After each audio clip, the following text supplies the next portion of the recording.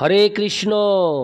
আজ 11ই অগ্রহায়ণ 1432 ও 28শে নভেম্বর 2025 শুক্রবার। আজ আমি ভাগবতম পাঠ করছি। ভাগবতমের চতুর্থ স্কন্দ দ্বিতীয় ভাগ, চতুর্বিংশতি অধ্যায়, রুদ্রগীত কীর্তনের শ্লোক 9 থেকে 13। নারায়ণ হে নারায়ণ, ভবভয় হরে নম নারায়ণ। শ্লোক 9। বর্হিষৎ সুমহাভাগ হাবির্ধানি প্রজাপতি, ক্রিয়াকাণ্ডেষু নিষ্ণাত যোগেষু চ কুরুদ্দহ। অনুবাদ। মহর্ষি মৈত্রেয় বললেন, হে বিদুর, অবির্ধানের অত্যন্ত শক্তিমান পুত্র বর্হিষৎ বিভিন্ন প্রকার কর্মকাণ্ডীয় যজ্ঞ অনুষ্ঠানে অত্যন্ত সুদক্ষ ছিলেন এবং তিনি হঠ যোগের অভ্যাসেও পারদর্শী ছিলেন।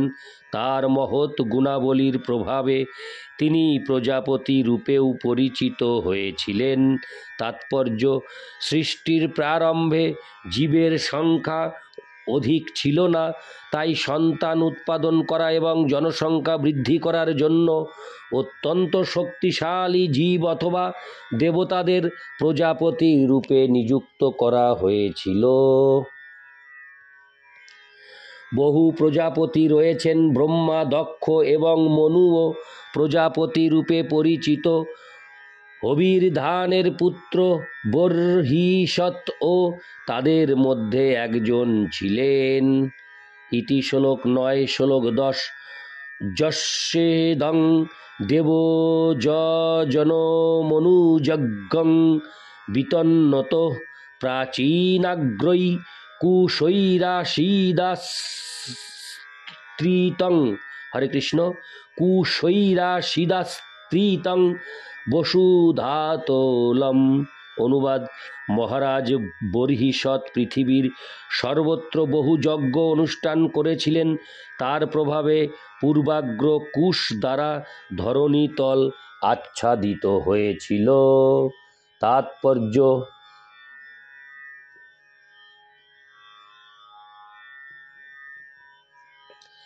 পূর্ববর্তী শ্লোকের বর্ণনা অনুসারে ক্রিয়াকাণ্ডেষু নিষ্ণাত মহারাজ বর্হিষৎ কর্মকাণ্ডীয় যজ্ঞ অনুষ্ঠানে অত্যন্ত মগ্ন ছিলেন। অর্থাৎ এক স্থানে যজ্ঞ অনুষ্ঠান করার পরই তিনি তার অতি নিকটেই আরেকটি যজ্ঞ করতে শুরু করতেন। বর্তমানে সারা পৃথিবী জুড়ে সংকীর্তন যজ্ঞ অনুষ্ঠান করার এই রকম আবশ্যকতা হয়ে পড়েছে। কৃষ্ণ ভাবনামৃত আন্দোলন বিভিন্ন স্থানে সংকীর্তন যজ্ঞ অনুষ্ঠান শুরু করেছে এবং দেখা গেছে যে যেখানেই সংকীর্তন যজ্ঞ অনুষ্ঠান হয় সেখানেই হাজার হাজার মানুষ সমবেত হয়ে তাতে অংশগ্রহণ করেন।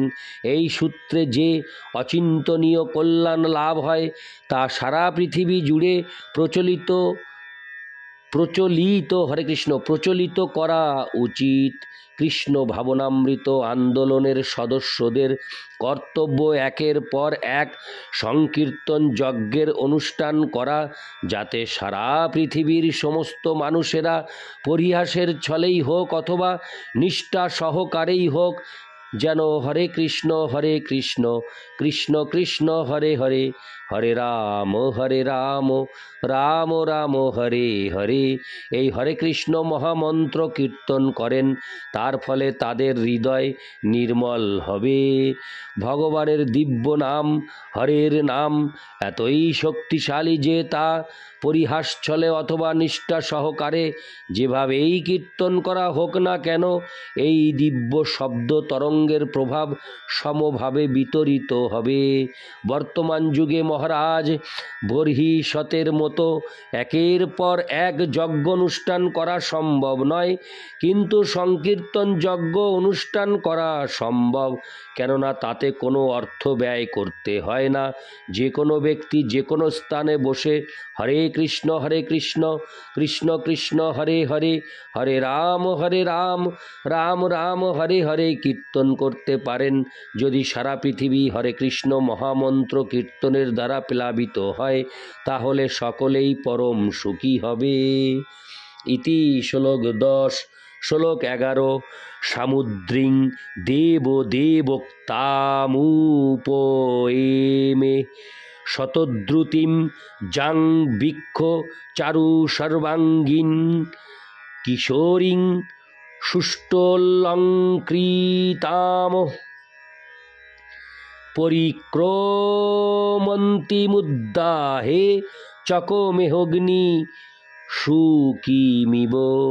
অনুবাদ: মহারাজ বর্হিষৎ, যিনি প্রাচীন বর্হি নামে বিখ্যাত হয়েছিলেন, তিনি দেব ব্রহ্মার আদেশে সমুদ্রকন্যা শতদ্রুতিকে বিবাহ করেন।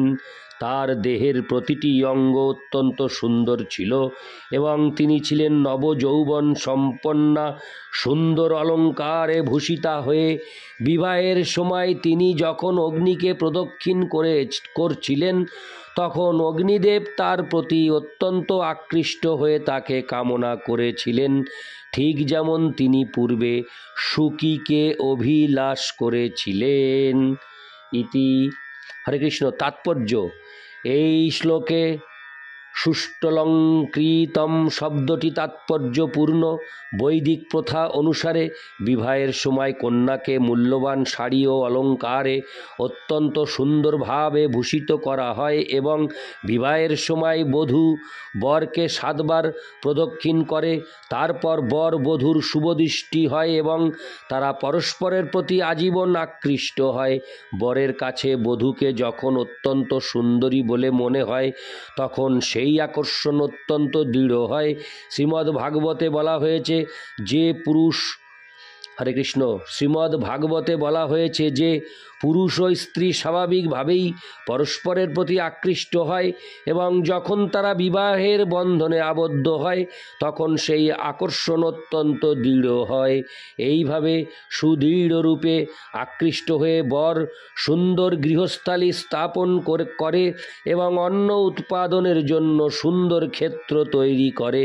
তারপর সন্তান উৎপাদন হয়। তারপর বন্ধুবান্ধব আসে এবং ধন সম্পদ আসে। এইভাবে পুরুষেরা বৈষয়িক জীবনে জড়িয়ে পড়ে মনে করতে শুরু করে, এটি আমার এবং আমি এই সব করছি। এইভাবে সংসারের মোহ বাড়তে থাকে।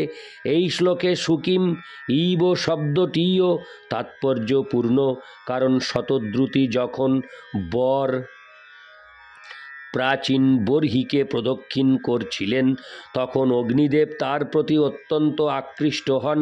ঠিক যেভাবে তিনি পূর্বে সপ্তর্ষি পত্নী সুকির সৌন্দর্যে আকৃষ্ট হয়েছিলেন, অগ্নিদেব যখন সপ্তর্ষিদের সবাই উপস্থিত হয়েছিলেন, তখন তিনি ঠিক এইভাবে প্রদক্ষিণরতা সুকির সৌন্দর্যে আকৃষ্ট হয়েছিলেন। অগ্নিপত্নী সাহা তখন সুকির রূপ ধারণ করে অগ্নিকে সম্যক সুখ প্রদান করেন।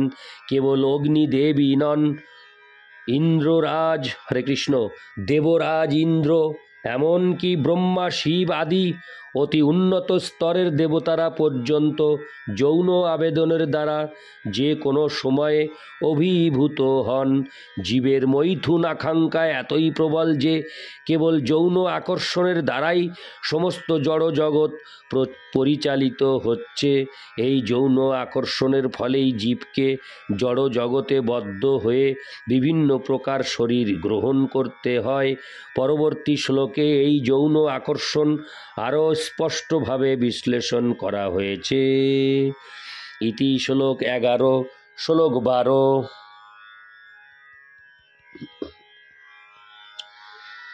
বিবুধাসুর গন্ধর্ব মুনি সিদ্ধ নর রগা বিজিতা সূর্যয়া দিক্ষু কর্ণয়ন্তৈব নূপুরৈ।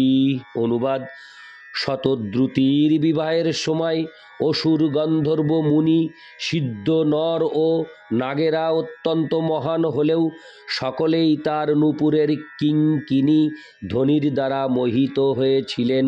তাৎপর্য: সাধারণত মেয়েদের অল্প বয়সে বিবাহ হলে সন্তানের জন্ম দেওয়ার পর তারা আরও সুন্দর হয়ে ওঠে। সন্তানের জন্ম দেওয়া মেয়েদের স্বাভাবিক কার্য এবং তাই একের পর এক সন্তান উৎপাদন করে তারা অধিক থেকে অধিকতর সুন্দরী হয়ে ওঠে।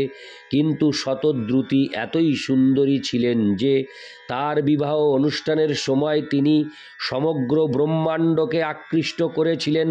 বাস্তবিক পক্ষে কেবল তার নূপুরের ধ্বনির দ্বারা তিনি সমস্ত বিদ্বান ও মহান দেবতাদের আকৃষ্ট করেছিলেন। তা ইঙ্গিত করে যে সমস্ত দেবতারা পূর্ণরূপে তার সৌন্দর্য দর্শন করতে চেয়েছিলেন, কিন্তু তিনি বস্ত্র ও আভরণের দ্বারা বিভূষিতা ছিলেন বলে তারা তা দেখতে পাননি। যেহেতু তারা কেবল শতদ্রুতির পদযুগল দর্শন করতে পেরেছিলেন, তাই তারা নূপুরের প্রতি আকৃষ্ট হয়েছিলেন। তার পদচালনার সময় যার থেকে কিঙ্কিণী ধ্বনি উত্থিত হচ্ছিল, পক্ষান্তরে বলা যায় যে দেবতারা কেবল তার নূপুরের কিঙ্কিণীর ধ্বনিতেই মোহিত হয়েছিলেন। তার পূর্ণ সৌন্দর্য তাদের দেখতে হয়নি।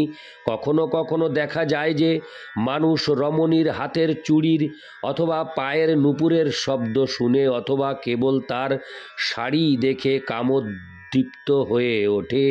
তা থেকে বোঝা যায় যে নারী হচ্ছে মায়ার পূর্ণ প্রতিনিধি। বিশ্বামিত্র মুনি যদিও চক্ষু মুদ্রিত করে যোগ সাধনা করছিলেন, তবুও মেনকার কঙ্কনের ধ্বনিতে তার ধ্যান ভঙ্গ হয়ে যায়। এইভাবে বিশ্বামিত্র মুনি মেনকার সৌন্দর্যের শিকার হয়েছিলেন এবং তার ফলে বিশ্ববিশ্রুতা শকুন্তলার জন্ম হয়েছিল। অর্থাৎ নারীর আকর্ষণ থেকে স্বর্গের দেবতা এবং উচ্চতর লোকের অধিবাসীরাও নিজেদের রক্ষা করতে পারেন না। ভগবানের ভক্তই কেবল যিনি শ্রীকৃষ্ণের রূপে আকৃষ্ট হয়েছেন, তিনি রমণীর আকর্ষণ থেকে অব্যাহতি পেতে পারেন। কেউ যখন শ্রীকৃষ্ণের দ্বারা আকৃষ্ট হন, তখন এই জগতের মায়া শক্তি আর তাকে আকৃষ্ট করতে পারে না। ইতি শ্লোক 12। শ্লোক 13। প্রাচীন বর্হিষ পুত্রা শতদ্রুতাং দশাভবন তুল্য নাম ব্রতা সর্বে ধর্মস্নাতা প্রচেতস। অনুবাদ: মহারাজ প্রাচীন বর্হি শতদ্রুতির গর্ভে 10টি পুত্র সন্তান লাভ করেছিলেন। তারা সকলেই সমানভাবে ধর্মপরায়ণ ছিলেন এবং তাদের সকলেরই নাম ছিল প্রচেতা। তাৎপর্য: ধর্মস্নাতা শব্দটি তাৎপর্যপূর্ণ, কারণ 10টি পুত্রই ধর্ম অনুষ্ঠানে মগ্ন ছিলেন। অধিকন্তু তারা সকলে সমস্ত সদ্গুণ সম্পন্ন ছিলেন। মানুষকে তখনই সার্থক বলে মনে করা হয় যখন তারা পূর্ণরূপে ধর্মপরায়ণ, জ্ঞানবান ও সৎ চরিত্রবান হন। সমস্ত প্রচেতারা সমানরূপে সিদ্ধ ছিলেন। ইতি শ্লোক 13। নারায়ণ হে নারায়ণ ভবভয়হরণম নারায়ণ। হরে কৃষ্ণ।